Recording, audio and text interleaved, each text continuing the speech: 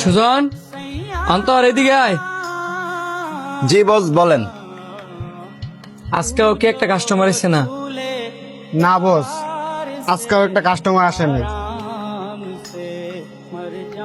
তবে চিন্তা করেন না, কাস্টমার ঠিকই আইব। কাস্টমার চিন্তা করি না, কারণ আল্লাহ পাক হচ্ছে উত্তম পরিকল্পনাকারী। এখন তুমি করে যেটা লেগে ডাকছি, কালকে যেহেতু বন্ধর দিন, আজকে রেস্টুরেন্টটা তাড়াতাড়ি বন্ধ করে যায় গা। কি বলেন বস, এমনিতেই তো বেচা কিনে নাই, আবার বলতেছেন তাড়াতাড়ি রেস্টুরেন্ট বন্ধ করে যাইতাম গা। আপনার যদি মন চায় আপনি বাড়ির যায় বই তেন গা, আমরা কালকেও রেস্টুরেন্ট খোলা রাখবো, কারণ কাস্টমার কোন সময় আসে বলা যায় না।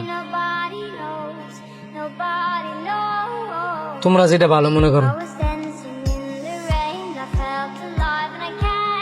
আমি আর এই রেস্টুরেন্টে কাজ করতাম না রে।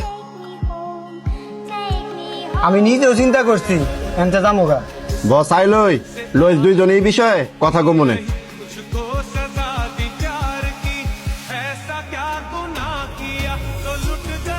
বস আপনার সাথে একটা বিষয়ে কথা কইতাম।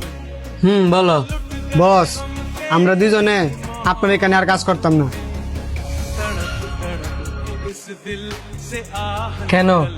আমি তো তোমার বেতন ঠিকঠাক মতো দেই হই, নাকি অন্য কোনো সমস্যা?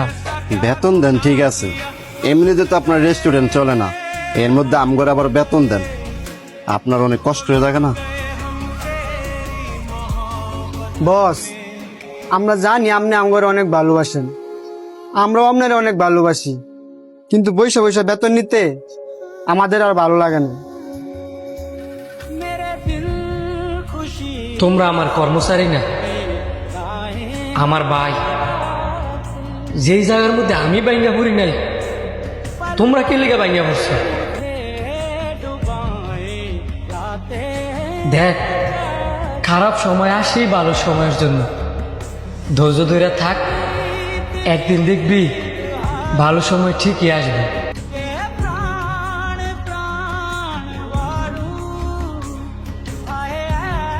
খারাপ সময় হচ্ছে একটা পরীক্ষা, আর আল্লাহ যারা বেশি ভালোবাসে তারই বারবার পরীক্ষা ফেলায়।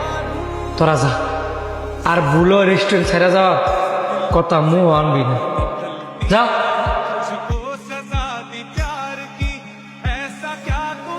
ভাই আপনাদের মেনুটা দিন তো। স্যার এই যে মেনু কার্ড, কি খাবেন দেখেন। যে গরম পড়ছে, এই দই চিড়াটা কেমন হবে? স্যার আমি মুখে কিছু বলবো না, আপনি দই চিড়াটা ট্রাই করে দেখেন, আপনি নিজেই বলবেন কেমন হয়েছে। এত কনফিডেন্স, তাহলে তো খাইতেই হয়। ঠিক আছে, আমার জন্য একটা নিয়ে আসেন। Okay sir. স্যার এই নেন দই চিড়া।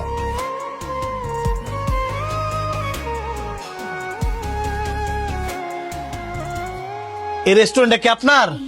এই দই চিড়াটা বানাইছে কে? কেন স্যার, বেশি একটা খারাপ হয়েছে? দই চিড়াটা বানাইছে কে, তার ডাক দেন। হ্যাঁ সুজন, এদিকে আয়। জি বস বলেন। একদিন পর একটা কাস্টমার আসছি, কি দই চিড়া বানাই দিছস? আরে ভাই আপনি খারাপ ভাবে নিতেছেন কেন? উনি দই চিড়া একবার 100 বানাইছে।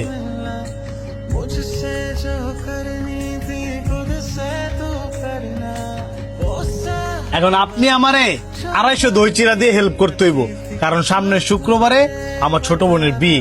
ভাবতেছি দই না খাওয়াইয়া আমার ছোট বোনের বিয়েতে সবারই দই চিড়াটাই খাওয়াবো। কি দিতে পারবেন না?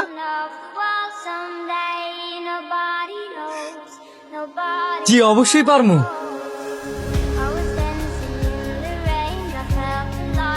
এই ধরেন এখানে 10,000 টাকা আছে, অ্যাডভান্স দিয়ে গেলাম, আর বাকি 5,000 টাকা যারে দিয়ে দই চিড়া পাঠাইবেন তার কাছে দিয়ে দিন।